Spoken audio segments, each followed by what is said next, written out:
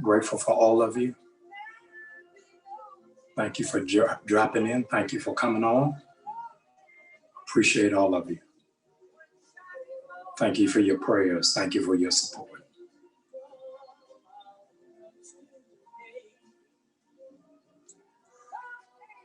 All right, we'll start in just 1 minute. In just 1 minute, we'll begin. I'm sorry.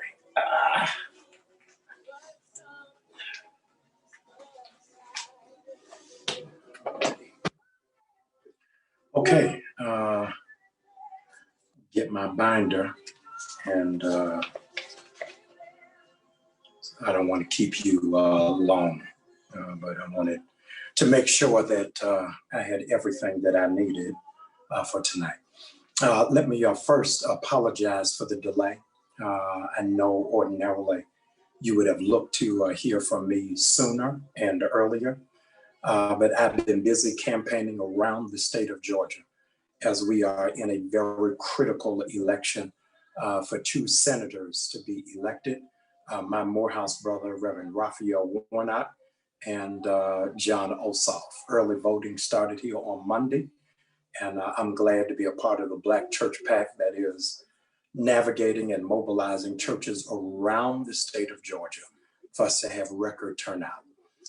Then on yesterday, we did a pop-up with Slutty Vegan to feed the workers of Walmart and for those in the community.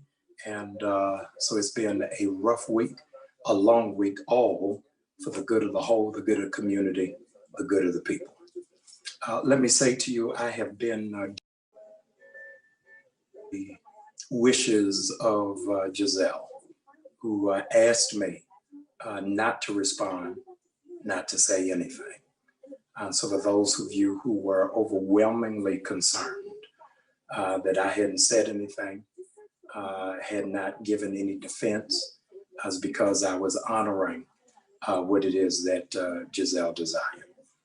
Because of mounting moments that have happened in social media, I thought it prudent that I not remain silent so that my silence would not be confused with consent.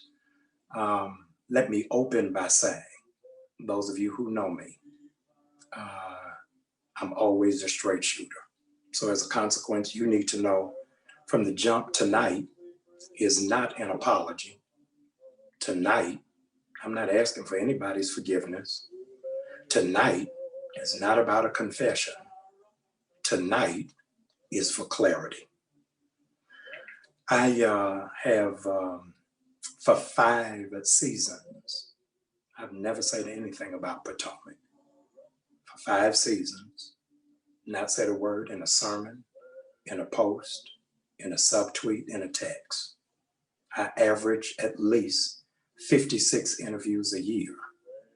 And in no condition and in no term have I ever mentioned the Housewives of Potomac, good, bad, or ugly, in support. A couple of things that I wanted to share that I think prudent for our discussion tonight.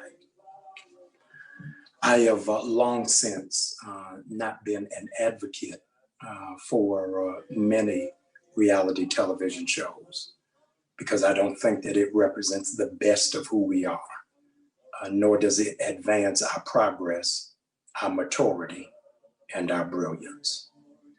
A bone of contention between Gizelle and I for years was about her participation in the show and how it is that I did not support it.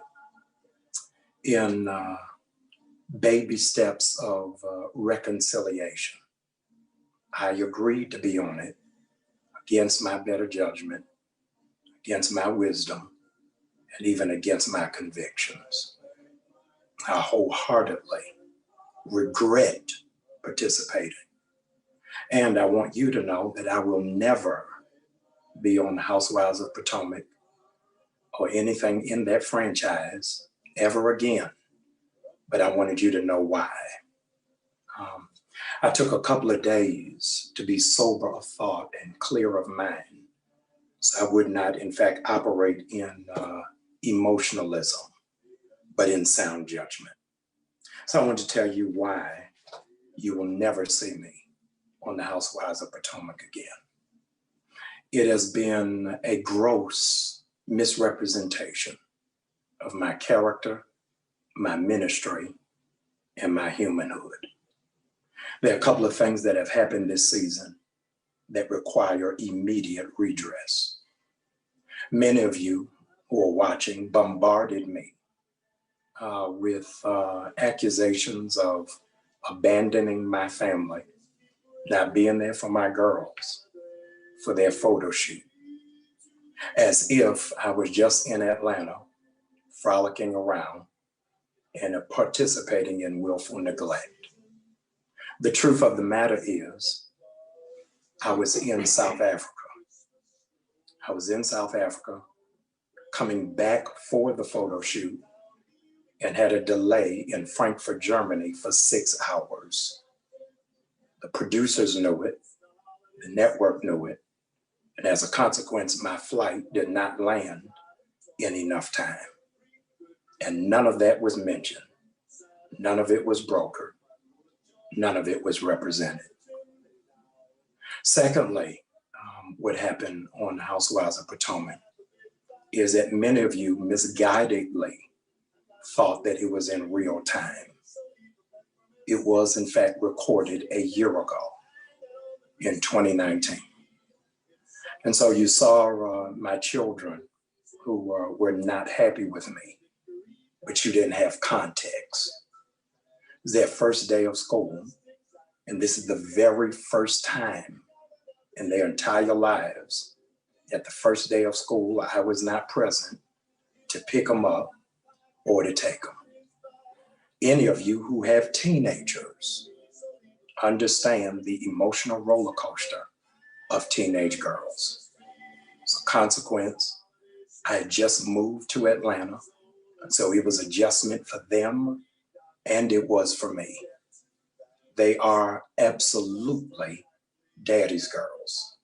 As a matter of fact, they are here in Atlanta often and frequent, and more than their school, they wear new birth t-shirts and hoodies almost every day. Faithfully, even while in Maryland, they watch their father on Sunday morning in worship.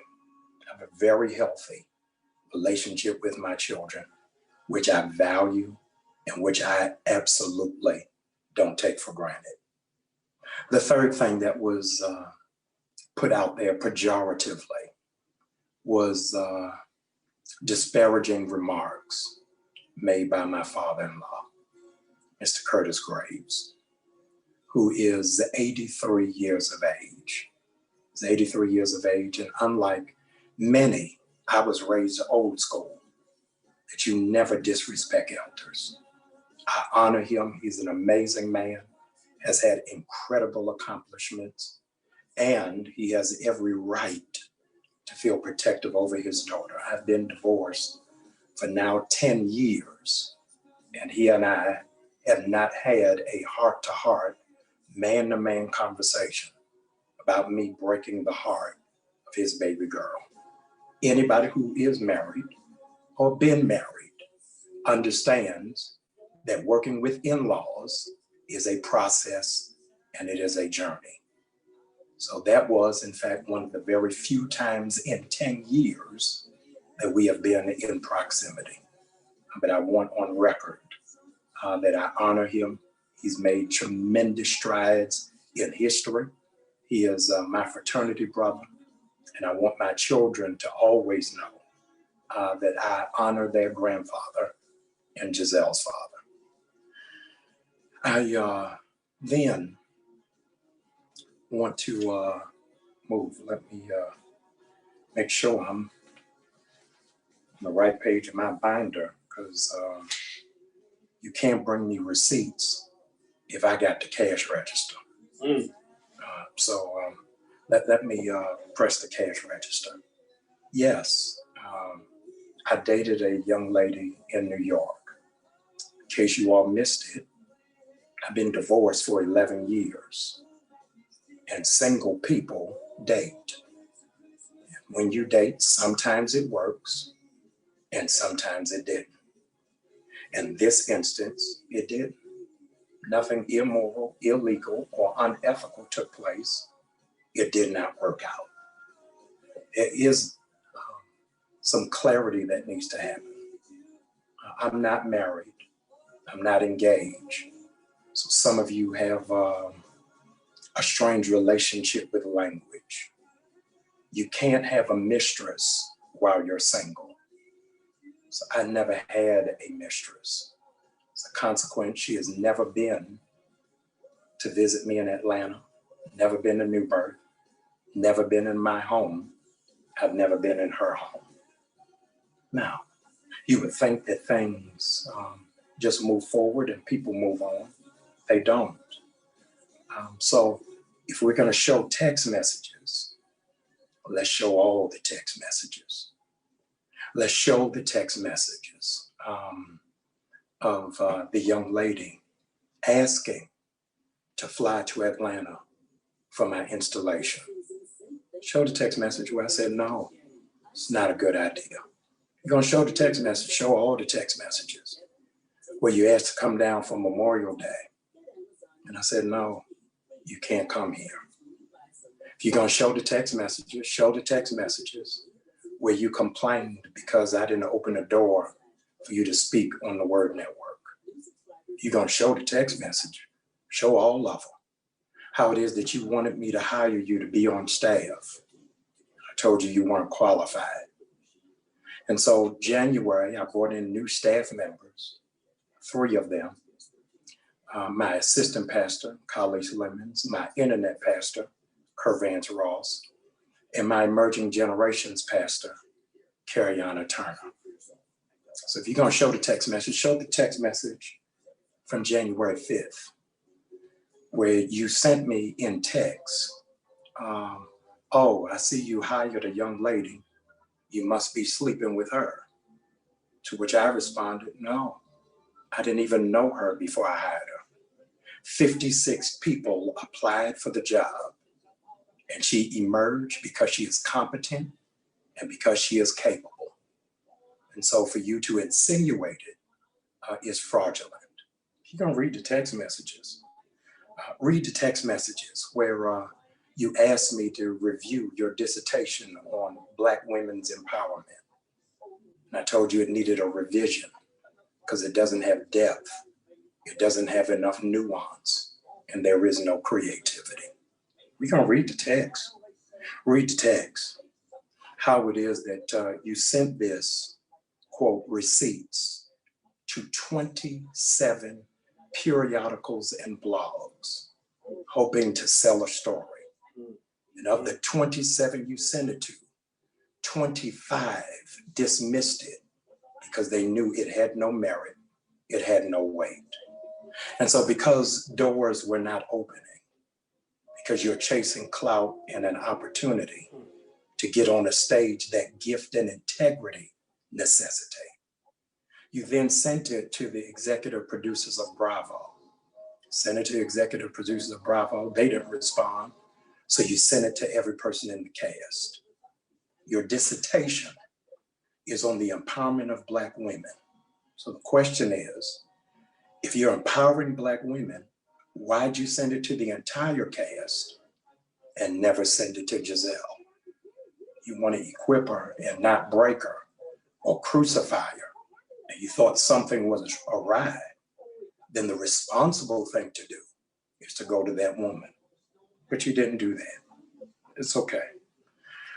What you didn't say in passing out this information is that you and your sister are starting a magazine, very fledgling, no circulation, poor editing.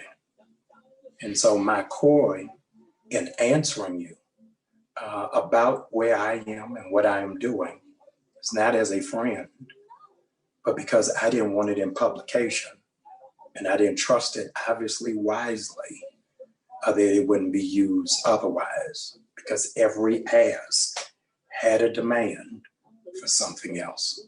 Now, The only person who bought into it was Monique. So let's go to that. Where's Monique? Oh, here she is. Monique Samuels, I've never met, never shook her hand, never been in the room with her. And yet she's assassinated my character with high level of ire, of anger and hostility, a man she's never met. Now, I've got to address this because on national, international television, you've labeled me a holy whore, I think is the word you used, holy whore. And so I need to give some address to that. I'm not sleeping with any woman in my church, and I have no babies in my church, and I have no inappropriate relationship with any woman in my church. Now, I'm sorry, I'm having trouble reading my own writing. Oh, here it is. So I understand what the hostility was about and why the redirect of attention was on me. The redirect of attention on me, you teamed up with your best friend, who rest in peace has gone on to be with the Lord, and generated a story because you wanted to redirect because you thought a story was getting ready to break, that your baby is from your trainer. And that's what got your husband upset because he thought Gizelle leaked it. And I want to tell you, Monique and Chris, it is not Gizelle who leaked that, but Monique, your best friend, Gigi. We had nothing to do with it. You came hostile and angry, and it was misdirected rage. Misdirected rage because you live in a house with a man who has anger management, who doesn't mind expressing volatile behavior. And everything that I'm saying tonight is not conjecture. This is not murder. This is self-defense. And so on Sunday, for the first time in 5 years, I'm inviting my audience to watch the reunion, Housewives of Potomac, where you will see Monique's husband try to attack my wife, my ex-wife, Ann Robin. And security had to be called, and he had to be subdued. And I'm very concerned. Monique, you all have my phone number as you expressed on the show, but I had you all's address. And because of grace, I didn't respond to that. Chris, you've got to take care of CTE. Yeah. Some of your former teammates contacted me, they're concerned. Said, Jamal, please don't respond because CTE is a progressive degenerative disease from a history of trauma to the brain.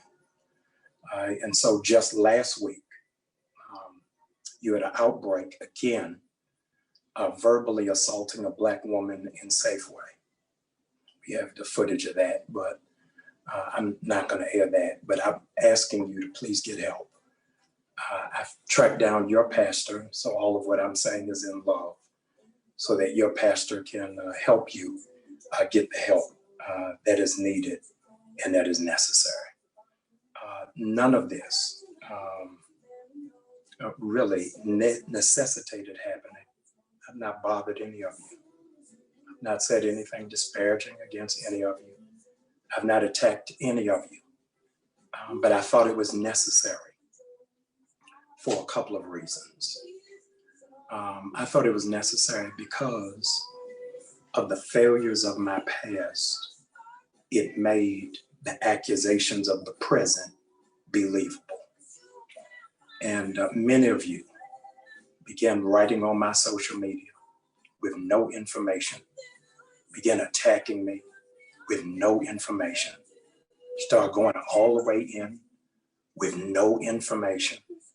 And I wanted believers to know that no matter what it is that you did in your past, you can outlive it in your present. And regrettably, those of you who have said the most vile, nasty, and negative things did it behind scripture. You did it under the guise of being saved, not calling for prayer, but immediately calling for crucifixion. I didn't say that I was perfect, nor do I pretend to be. But don't come for me unless I invite you. All of us are in a journey of a process of trying to be better, trying to work out, and I am one of them. And so you have to forgive me because I'm not going to hold you long. Pastor, why are you running? I'm running because I got to get ready, because Saturday I got to feed 8,000 families in Atlanta who don't have groceries. I think I got to announce that here because none of these bloggers are going to write about that. I got to go because soon as I finish that, I got to open up Christmas City for 1,000 disadvantaged children whose parents are incarcerated, they're in foster care, or their parents have been laid off in COVID. I got to go because I got to go further, make sure that by January 5th, we elect 2 senators from the state of Georgia and flip the state and change the nation. I got to go because I'm not called to entertainment. I'm called to empowerment. So I know that many of you will still have stuff to say. I am not here to convince you. What I am here to say is I wish we would expend as much energy pushing positive than we do pushing negative. I wish when one of us falls or makes a misstep, we will cover them, protect them, and then push them. I wish that at some point or another, we would mature and reason together. I live in Atlanta, but I'm from Baltimore. I want to wish all of you a Merry Christmas and to all a good night. God bless you.